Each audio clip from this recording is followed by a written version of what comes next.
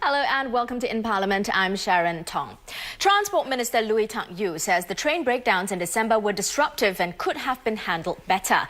Delivering a ministerial statement on the issue on the first Parliament sitting for the year, Mr. Lui says the incident exposed potential weaknesses in the current regulatory framework. He said SMRT has engaged a professional engineer to inspect and confirm the integrity of tunnel fixtures and mountings. This was done since excessive vibrations have been cited as a possible factor leading to the disruptions. Mr. Lui also said the three-man committee of inquiry looking into the breakdowns will conduct independent investigations into both technical and non-technical aspects. They will be helped by the Criminal Investigation Department.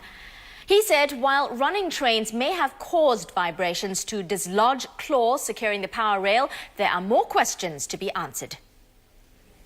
Why did the claws dislodge?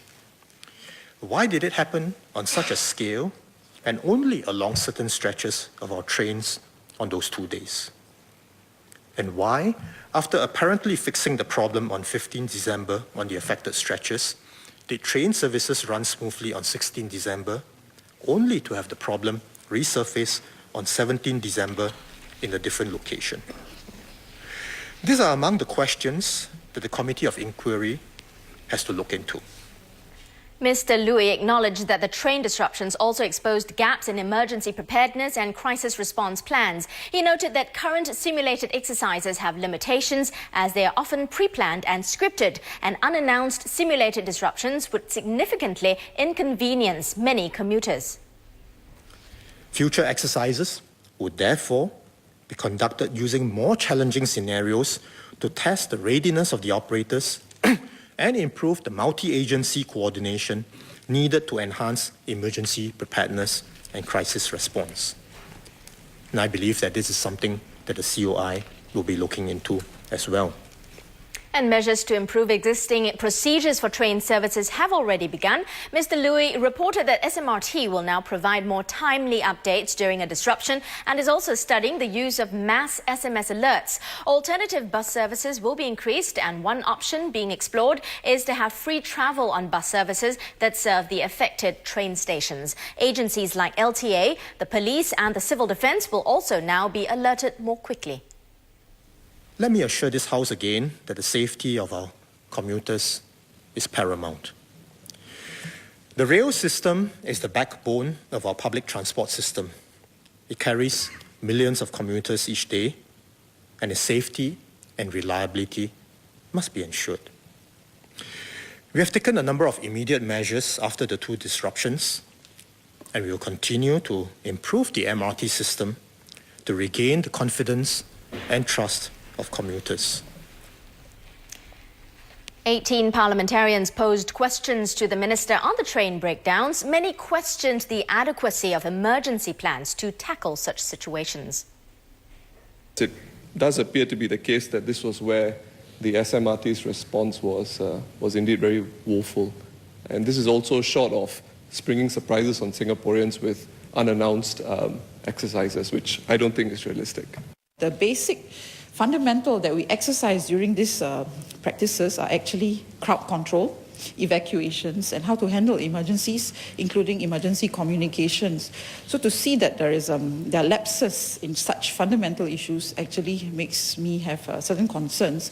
And I wonder whether we should actually tailor future exercises accordingly. The most realistic exercises ought to be the unannounced, unscripted, where you allow a certain degree of free play. Which means that if you really want that degree of realism, you ought to be doing it on one of a few of your trains during, say, a Friday evening peak hour. But I think the inconvenience to commuters would be unimaginable. Can I ask the Minister what wider lessons we can draw from this incident so that in future we are not just better prepared for public transport disruptions, but better prepared for all emergencies that we may face? There is also a need to look at it not just only from the individual response, but from the collective response.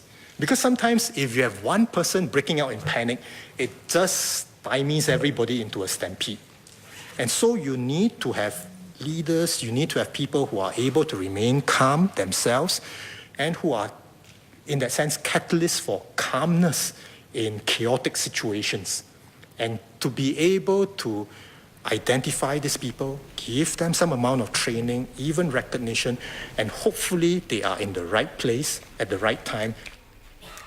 On safety in trains, Hougang MP Yao Shen Leong asked why Singapore's trains do not have ventilation panels for commuters to open during an emergency like a chemical attack. He said trains in Hong Kong come with such features.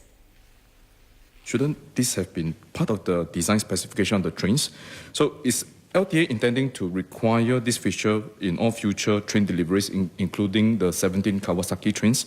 And will it modify existing trains to implement this feature? I hesitate to say yes, because sometimes that can actually be more dangerous than it would otherwise be if you have it closed. Because if the chemical attack, the chemical agents were actually outside in the tunnels or whatever it is, you would want to try and keep it sealed for as long as possible.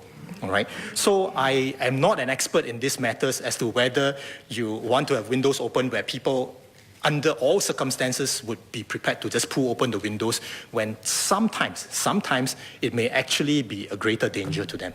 So I would want to, where necessary, take a much more careful look at this. The issue of train maintenance also came up for discussion, citing figures showing an increase in the number of train delays of more than 5 minutes. The Transport Minister said the LTA is studying what is causing this and looking into improving the maintenance regime of trains. Mr. Louis said all trains are upgraded every 15 years through a service life extension program. New trains are being added to the Northeast Line, to the Circle Line, as well as Bukit Panjang LRT. So there is significant expenditure. And I think it is important for us, even while we spend billions of dollars, to also be counting the millions of dollars that each new train would cost. And if we can continue to prolong the life of each train without making it unsafe or degrading its performance, then I think it's important for us to do so. For example, in London, I was told that the trains have gone into the third cycle of extension.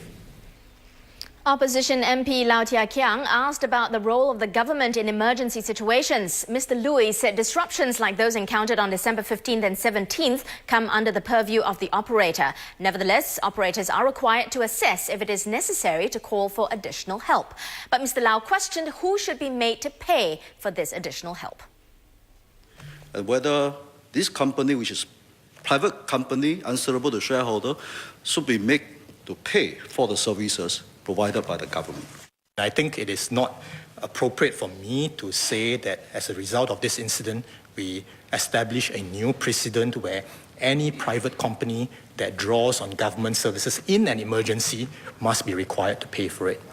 Where private entities, commercial bodies, draw on government resources, for example, if they were to require us to do a study, help them to do a study as they expand overseas or whatever, they pay. They pay full cost plus a little bit more. That's already a given. But where it is emergency services, where you activate the ambulance, where you activate the police, the fire brigade, I'm not so sure that ought to be the principle that we adopt.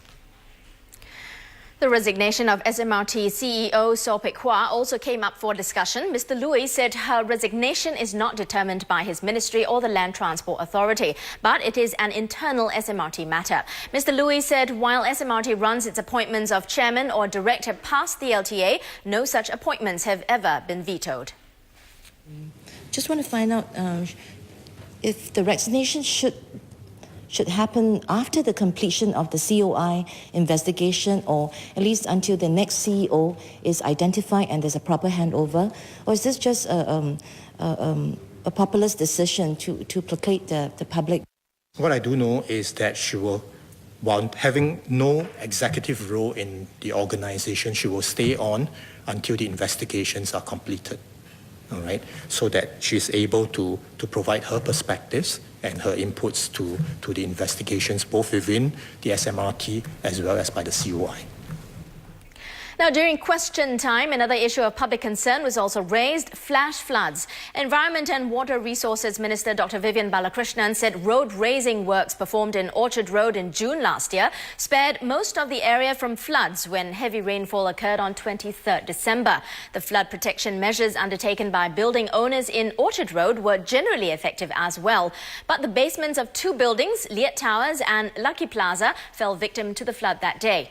PUB said then these were not incidents of flooding but used the word ponding instead. This prompted a question in Parliament today from MP Yaw Shin Leong, who asked what the technical difference is between the two terms.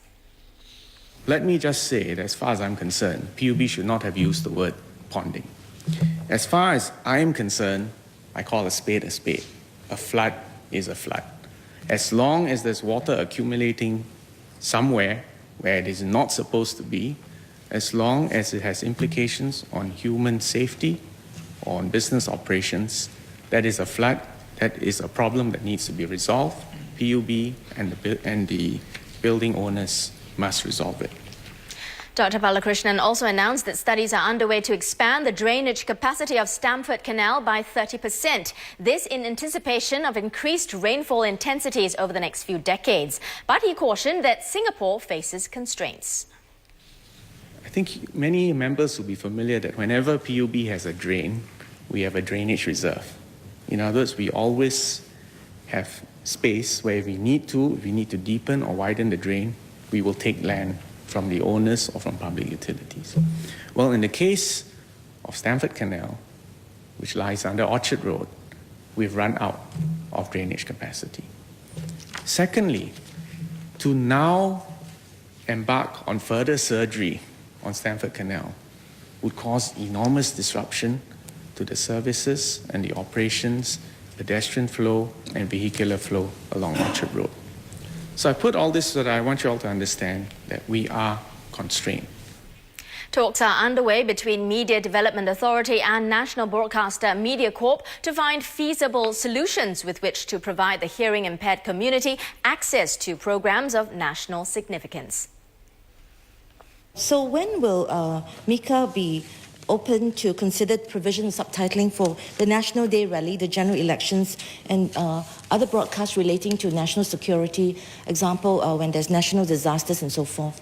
Because the difficulty faced with live broadcast depends on when the speeches are made available, MediaCorp had provided some solutions in terms of providing caption to summarize some of the key messages during the rally and when the written speech are all posted online. In terms of signing, we've in fact consulted the Singapore Association for the Deaf, and we understand, because we are not the expert, there are different modes of signing available. You can go the one that goes word by word, which is very slow, or you can go what we call native language signing, which is group of words. Again, will be very difficult. Since August, about 10,000 people have signed up for the Primary Care Partnership Scheme, with over 450 GP clinics participating. The Ministry of Health is planning to encourage more GPs to participate in the scheme by strengthening engagement through the Agency for Integrated Care. Health Minister Gan Kim Yong said the ministry is looking at ways to streamline procedures, such as the process for submission of claims, to lessen the administrative work for GPs. The objective of the PCPS is to help low and middle income families better manage their chronic diseases. And in order to cover a wider population, I would like to suggest to the minister that, why not remove the age criterion altogether, as long as you fulfill the income criteria. I'd like to thank Dr. Lam for the suggestion. In fact, indeed, we will take on board his suggestion when we review the PCPS scheme in future. Parliament has been adjourned to 16th January. Good night.